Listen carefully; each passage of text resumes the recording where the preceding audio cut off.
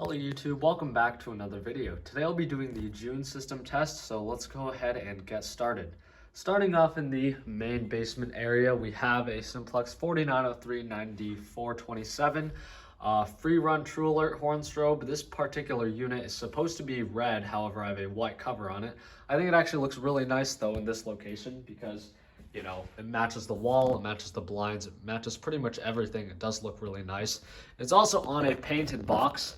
I put a white back box on it just because I feel like it would look pretty stupid if I had like a red back box or something, or a silver back box and a white device, but that's that. Like I said, it is conventional free run.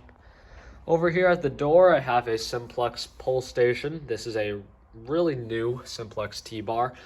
This is supposed to be addressable. I think it's like $40.99, $97, $93, probably not. Dual action, has an LED here. Obviously it doesn't work because it's converted to conventional, but that's that. It's the nice new logo. And then up here, the opposite of new, I have this old 1980s smoke detector. I think it could be 90s actually. Yeah, it might be 90s.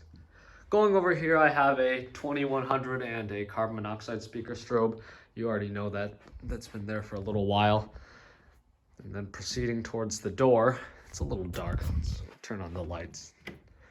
We have a Simplex Truealert horn strobe. Once again, this is another 9427, except this one's actually on a red skirt. So it looks really, really nice in my opinion. If you look from any angle, it does look like it's actually an install in a real building. I think it looks pretty professional. And then if you go down, I have another Simplex T-bar. This particular one is actually conventional, and it's also a little older.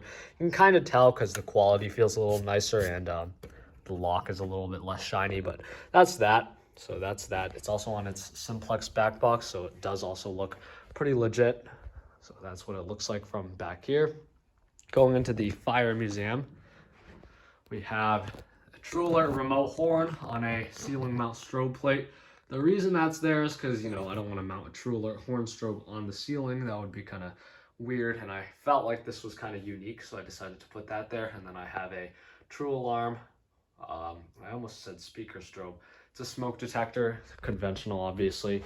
And then finally going into the bathroom, we have a Truealert remote strobe. This is the same one you saw in the March system test, except this particular unit is not on a skirt because obviously the skirt is over at that unit right there. Going into the shop, you can see that the shop is actually clear for the first time. That'll last like 15 minutes. So this is the fire panel. Nothing's really changed. It's messy as usual. I actually changed the banner from basement fire system to local fire system because now that it's expanded past just the basement, it's technically just a local alarm system. So that's that. Over here, I have another Simplex pull station. This is the same one as the one that's by the door, except it's slightly older. You can see it doesn't have an LED and it has the older logo. This one also has a stopper on it, which is nice. I think it kind of complements this area well. And then finally up here, I have the carbon monoxide speaker strobe and then another Simplex 9427. Again, this is just a standard red unit, so that's that. Out in the garage, or the garage, as some people call it, I have another one of these T-bars. This is, again, the same one in the basement. And then I have another Truealert horn strobe, nice and simple. And then, of course, the annunciator says the same thing as the panel, because that's basically what it is, just a, display of the panel with basic functions that GFCI works. So let's go ahead and activate the system from the basement. All right, so what I'm basically gonna do is I'm gonna activate the system and then I'm gonna walk out to the garage and then I'll show you the outdoor stuff as well. So without further ado, let's activate the system.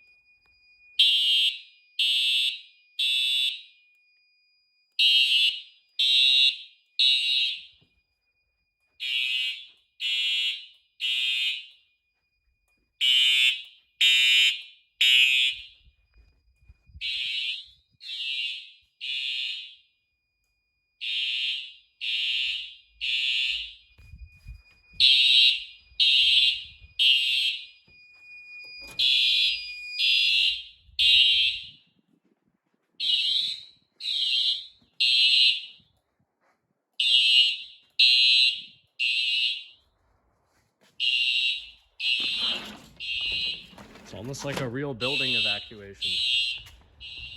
Except for the fact that no one else is home, so.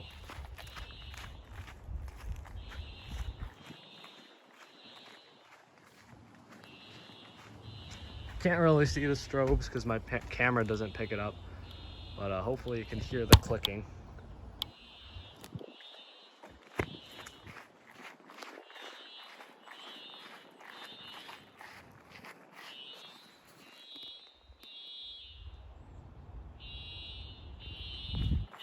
Yeah, whatever. I don't think you can actually hear it or see it. You can definitely hear the Truealert in the garage, though.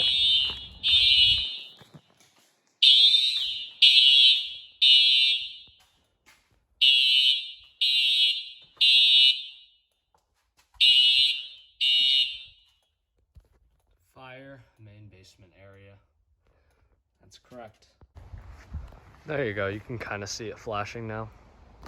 It's really, really bright out, so it's kind of hard to see, but there it is. Well, as you can see, the strobes are synced. I have these set on not the free run option for the strobes, but the sync version, or in the dip switch settings. So basically, whenever the panel pulses its output, the strobes flash once.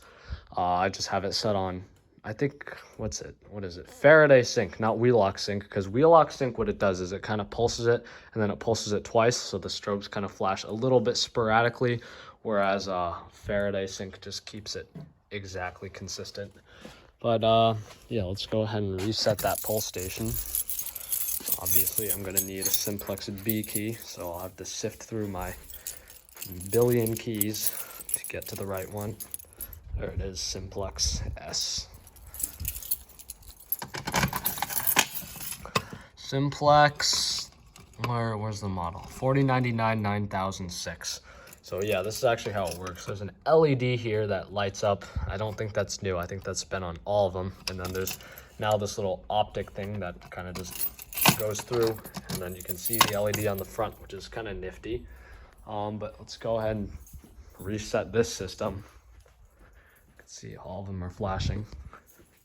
All right, so now for this next part, I'm going to suppose I'm stupid. Well, actually, we don't really have to suppose that.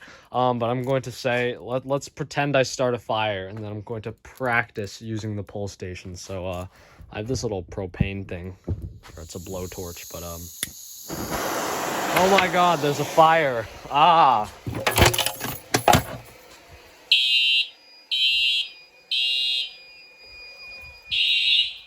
Go outside. Ah.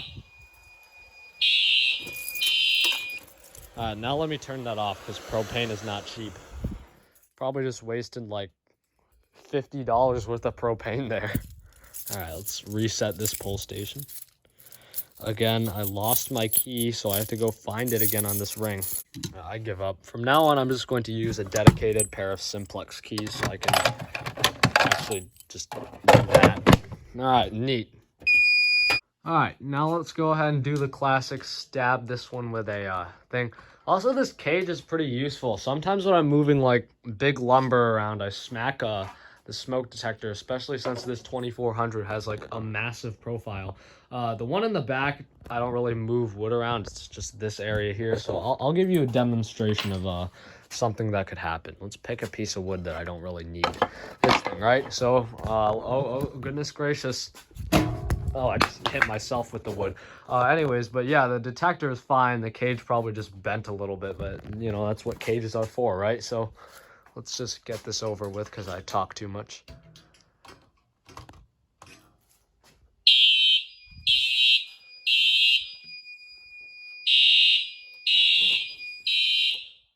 Sounds like the Faneuil Hall in here.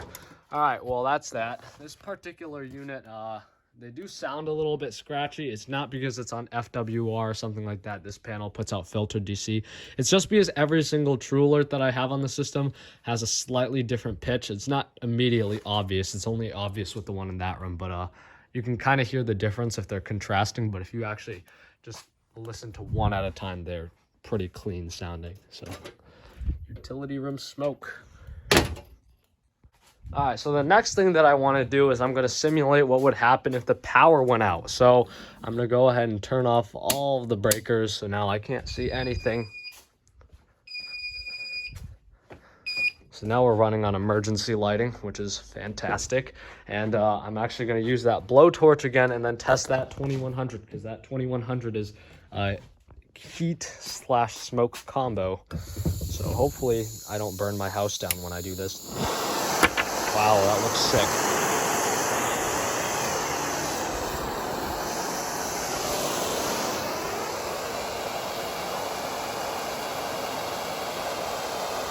Oh yeah, there it goes.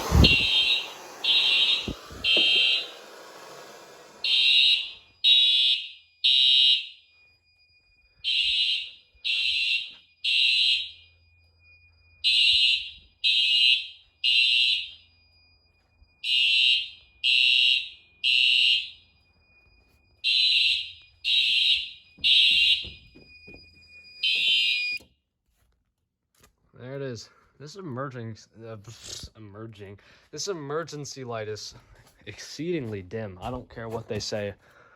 This is not very good, but whatever. Let's turn the power back on so I can actually see. The fire alarm strobes are brighter than the emergency light, which is kind of expected, but all right, neat. Let's go and reset. So yeah, should I wait till that cools down? Hey, we'll know if it didn't cool down if the system goes off and scares me. All right, now the system is in walk test, and I'm gonna go around and do a few more devices. I already did this one, but let's do it again.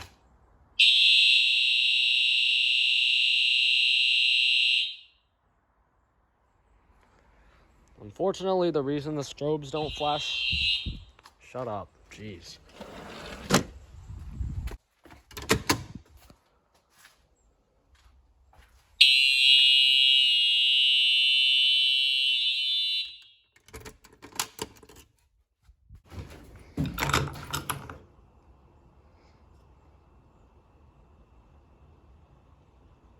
Hello?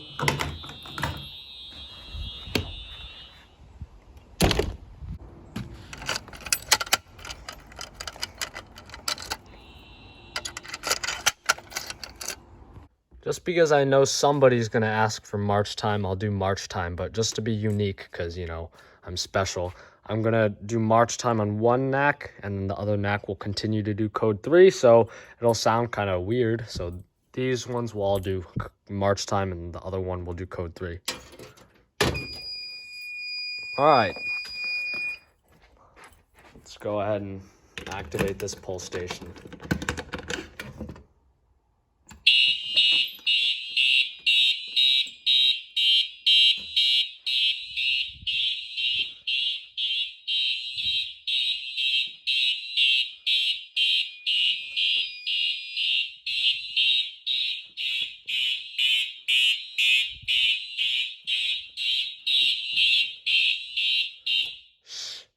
Thank you. All right. Yeah, that's pretty cool. That sounds horrendous though, so we're not doing that again. But yeah, I think I've tested pretty much every single device on the system. Oh, except for that smoke detector. Let's go do that now. All right. Once this activates, I'm just gonna run and then turn it off because all the windows are open. I don't want to create noise pollution. All right, let's go here. I don't have all day. Sheesh.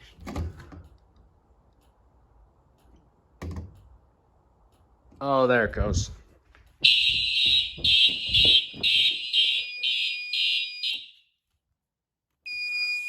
All right, so as always, for the last part of the system test, I'm gonna go ahead and do a live demonstration or a functional test. So I have my fog machine. It's currently warming up right now. I'm just going to fill the room with fog, and then right before the detector goes off, I'll start filming it so you can see that the system actually works. All right.